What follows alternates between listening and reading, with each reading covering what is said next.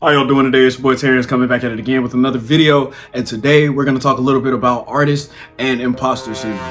For a really long time I thought I was alone dealing with it, and quite recently I've seen a lot of people come out and tell their experiences with it. I figured I might as well come on here and tell mine. So get comfortable, grab you some snacks, press the like button before we get started. First and foremost, side note before we get started, shout out to Steven. It's a guy I talk to in the gym almost every time I see him, man. Honestly, the conversation really sparked this inspiration to come on here and make this video.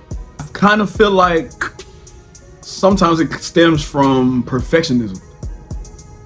In my case in particular, because it's like you don't want your friends, you don't want other artists, you don't want art instructors, whatever have you, to see your imperfections as an artist, to see that, oh, your proportions are wrong, or this person's arm is too big, or his left eye is bigger than his right eye, or whatever have you. And another thing during that season of my life I learned was that by doing that, you kind of give off the false illusion that you are perfect without even realizing it. There was a point in time to where I only posted like my finished products, you know what I'm saying? And then I slowly started going back to posting my progress pictures. Oh, the rough sketch, or like it's 3/4 colored, or it's halfway colored. Just an example to throw in for you guys. I don't want to come out here and entirely blame social media, contrary to my past video, but it does play a huge part in that, especially if you're already kind of self-conscious about your art or a perfectionist like myself. Here's a good one. Being hypersensitive to criticism, but not believing compliments either, or high praise. What I mean by this is, you know you're not a bad artist, but you don't wholeheartedly believe that you're not a great artist either. It's like the stuff that you make could amaze you. Like you're sitting there like staring at whatever you drew or painted for the next 5, 10, 20 minutes. And you're like, there's no way that my two hands came up with this. But at the same time, you're just like, I did this? No. I gotta have like some kind of alter ego. Like I gotta have like a evil twin. Like there's no way that I did that. But maybe that could circle back to self-perception, self-image maybe. Middle school, high school, I had my classmates, my peers used to always tell me that, oh my gosh, bro, your paintings, they look like they were printed, or it looked like a picture. Like, you sure you didn't just take a picture? And like people are walking up senior year telling me, hey, we voted you most artistic. We voted you most artistic. I'm like, bro, they ain't do that for real. They ain't do that for real. I'm over here like trying to give it to somebody else, because there was somebody else in my class that drew that was really good. And it's like I just failed to acknowledge myself, to acknowledge my own artistic talent or abilities, whatever you want to call it. And as these days go on and as this chapter of my life develops, I'm realizing how little credit I've been giving myself as an artist and really as a creative in general. And honestly, like that needs to change, man. It needs to change. And y'all need to do the same thing too, man. Y'all need to start uplifting yourselves too. Y'all gotta remember, I ain't making these videos just for you. I'm making these videos for my future and past self as well. And we're about to talk about the other side of the coin, which is hypersensitivity to criticism. And it's very weird because, like I said, we went over that about not believing that you're like the best artist or an astounding artist, whatnot. But it's like, you'll be damned if you let somebody try to underplay you, you know what I'm saying, or undermine what you be doing. People in high school, for example, who have not picked up a pencil and are looking over my shoulder telling me, man, why his arm look like that? Or you should have did that. Well, you should. It's like, brother. If the criticism comes from a higher up or an art instructor or somebody who's more educated in art, sometimes it comes off as like, it kind of discourages you in a way.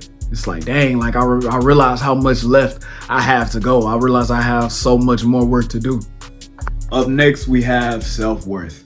And when I say self-worth, I mean self-worth as an artist in your product, pride in what you make and create. And it really wasn't until now. And even now, I'm kind of in the process of realizing like how much I'm really underselling myself. You know what I'm saying? Because it's just like, I look at myself and I go, bro, there's no way somebody's gonna pay X amount for this. Or somebody's really gonna, you know what I'm saying, drive all the way out here to see me in a gallery. Hypothetically, I'm not in a gallery yet. But Those kind of thoughts kind of circulate on my mind, man, and I know they circulate on y'all's too.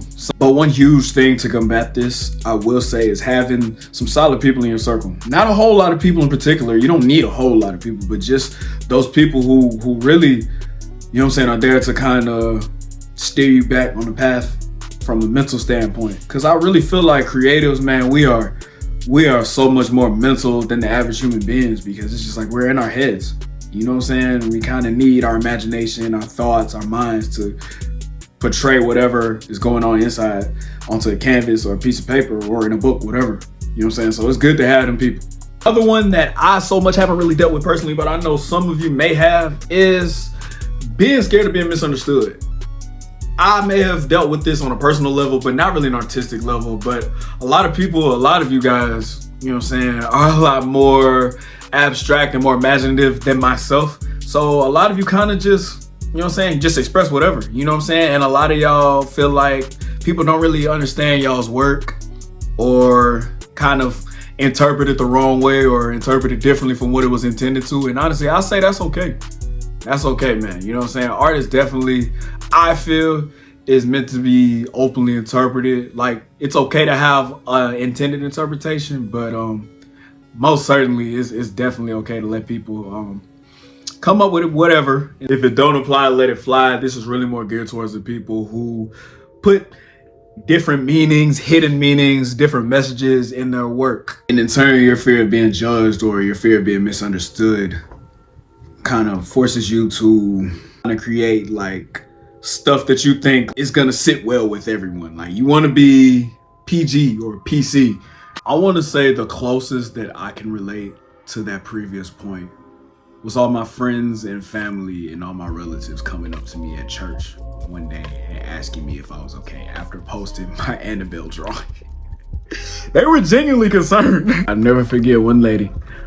You have such a God-given ability and talent, and you're using it to draw demons. Don't want to ruffle no feathers. Now, I say that very loosely because every artist is different, and what you would consider offensive may not be offensive to me. People that like to draw like a lot of gore, for example, like, you know what I'm saying? Like, that may not go well with another part of your audience, for example. Like, you know what I'm saying? It can go so many different ways. I just wanted to come and share my short experience with imposter syndrome. You guys are not alone, man. Please don't be ashamed. I know that it's so many of you guys that can relate to this, man. You don't have to, but if you're comfortable enough, please share your experience with imposter syndrome, man. It may help somebody else.